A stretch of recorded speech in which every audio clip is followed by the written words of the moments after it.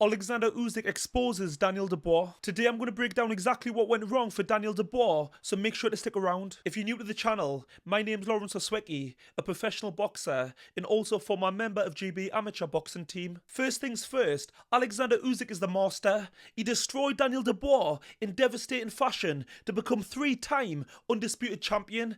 Amazing. I was there live at Wembley with the Pain game. To be there in person, soaking up the atmosphere, was special. There's a lot to talk about, so let's get into it. But first, let's break the fight down round by round. Round 1, as expected, Daniel started fast, pushing Usyk back, and he did look wary. But very quickly, Usyk found his distance and timing with stiff jabs, both head and body. And I did say in my prediction video, the man who wins the battle of the jabs has a good chance of winning. And again, Daniel was too much of an easy target. He was like a sitting duck, no head movement and no guard. He's wide open down the middle, standing like this rather than this. It's so simple, it's not rocket science. Usyk was also landing his backhand, but Daniel was getting success, able to back Usyk up, but he wasn't really landing anything clean. In typical Usyk fashion, every time Daniel got him to the ropes, he found an escape route. Round 1, Usyk's round. Round 2, Usyk had slowed his feet down and he was looking to slip outside Daniel's backhand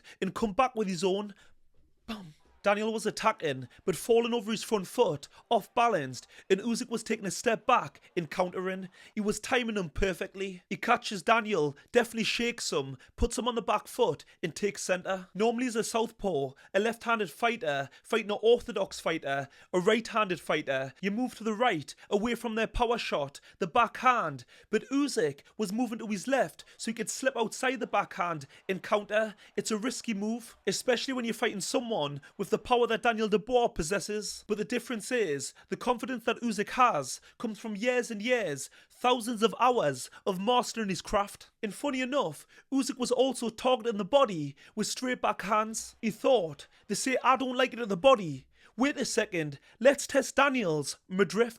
And funny enough, every time he landed, Daniel was reacting. Round 2, Usyk. Round 3, Daniel was trying to be the aggressor, push forward, but after 3 rounds, he looked tired. That's because of Usyk, the constant feinting, you can never relax, he mentally drains you, and also his ability to make you miss, because believe it or not, missing punches is more tiring than landing, because when you land, it gives you confidence, momentum, it gives you a burst of energy, but missing takes you off balance, and you've got to recenter, it's draining. And again, Usyk was targeting the body, and he was definitely taking the wind out of Daniel. A well-placed body shot is way worse than a headshot. It just sucks the life out of you. Usyk lands a big left cross. In Daniel, he shows he's got a chin because the same punch sent Tyson Fury into orbit, you know, bouncing off every rope.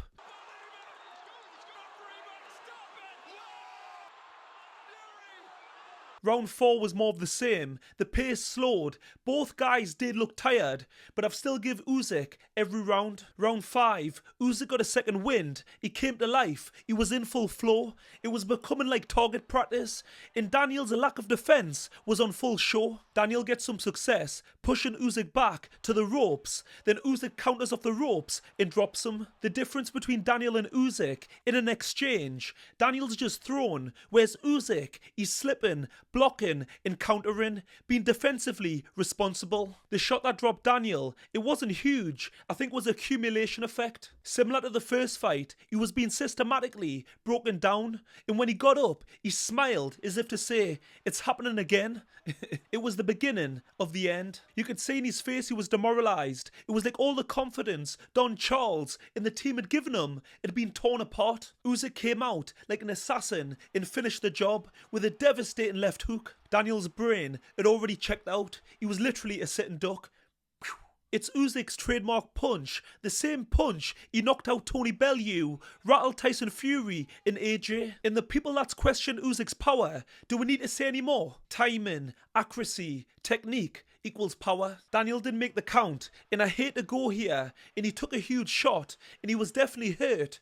But, and I have to go here because we're talking about elite level boxing. There's no sugarcoating it, being polite. Because before the fight we had discussions saying if he won, can we put him up there with the likes of Lennox Lewis and other greats? Comparing strengths, weaknesses, the good, the bad and the ugly. And the question is, did he quit? Because he was down, but he wasn't out. And AJ got criticised for taking way more punishment from Daniel, put down multiple times. And even on the final blow, he still tried to make it to his feet. Daniel was looking at his corner, then he slowly got up. He didn't show the ref that he wanted to continue, and then he was counted out, and then perfectly walked back to his corner. There was no stumble or a misplaced footing in sight. That's not how the greats go out. I'm sorry to say it, but once again Daniel showed he hasn't got elite level grit. I'm not saying he's a quitter because he took one hell of a shot, but the greats, the elite, drag themselves up and fight to the death. Please let me know in the comment section,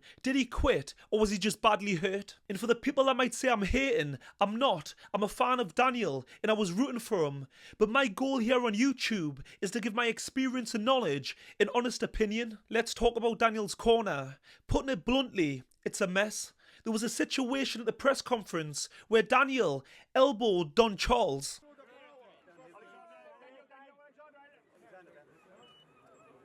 So there's clearly friction. Then Daniel's in the biggest fight of his life, looking for redemption, and his dad's interfering in the corner. Let's get this right. The reason you bring a coach in is because you believe they can make you better and help you achieve your goal. In the minute things aren't going Daniel's way, he looks for his dad, not his coach. Can someone please correct me if I'm wrong, but I'm pretty sure Daniel's dad isn't a boxing coach. Why have a coach? Pay them if you don't trust them to do the job. I do love the fact that Daniel has got a great relationship with his dad, but when it comes to the boxing, leave it to the experts. He's there to help guide you, have your best interest at heart.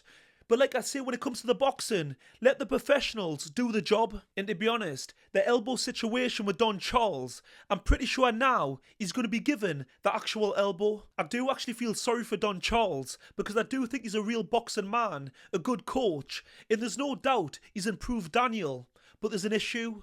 He seems to always fall out with fighters, and I think he is the issue. He just seems to be the common denominator, which brings me to the question, has Daniel Dubois improved? First of all, I didn't give him one round. It was a clean sweep. In short, I'm sorry, but no. I did say in my prediction video, Mr. Know-it-all, he's mainly improved mentally. And even then in round 1, it was taken away. But what I did say, with the basic tools he has, in power, in the confidence to risk it all, it may be enough. Because we all know you can't outbox Usyk. He's the master. You've got to take it to him, make it rough, make it messy, and take risks. And in the words of Daniel, chaos. But there was none of it. He didn't bring it.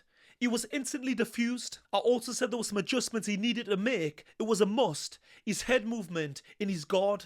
It was nowhere to be seen. At this level, you can't make basic mistakes. Just look what Daniel done to AJ. He's made it to this level, but he can't block a jab. Let's be honest, his whole defense is terrible. He doesn't block punches, slip punches.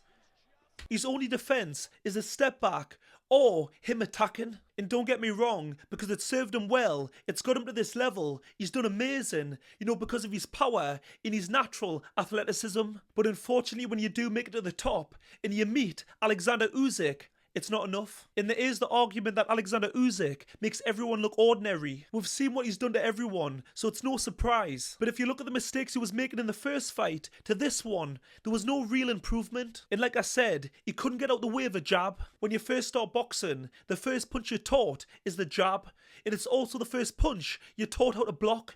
Catching it, parrying it, slipping it, both ways, step back.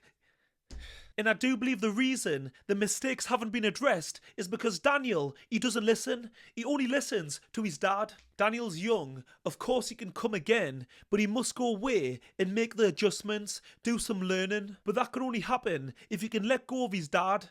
And I mean, when it comes to the boxing, the fact of the matter is, if his dad was good enough for the job, he would already be in his corner. Oleksandr Usyk, 3-time undisputed champion of the world, there's no doubt in my mind, he takes the #1 spot for pound. And not forgetting, at 2 different weights. And it's not just that, it's the fashion in which he does it. It's clinical. He cleaned up in the amateurs than the pros.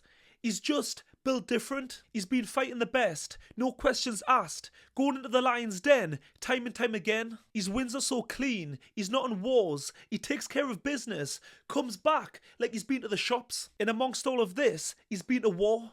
The way he carries himself is impeccable. I couldn't think of a better man, a person, to represent the sport of boxing. He's beaten the best at heavyweight, not once, but twice. AJ, Fury, and now Daniel Dubois. At this point, I just feel he should retire. He's got nothing to prove. And I felt this way after Fury 2, after beating Daniel at 38. What's left? Let me know what you think. Please let me know in the comment section. I love to read them. And don't forget to like and subscribe and go watch this video next.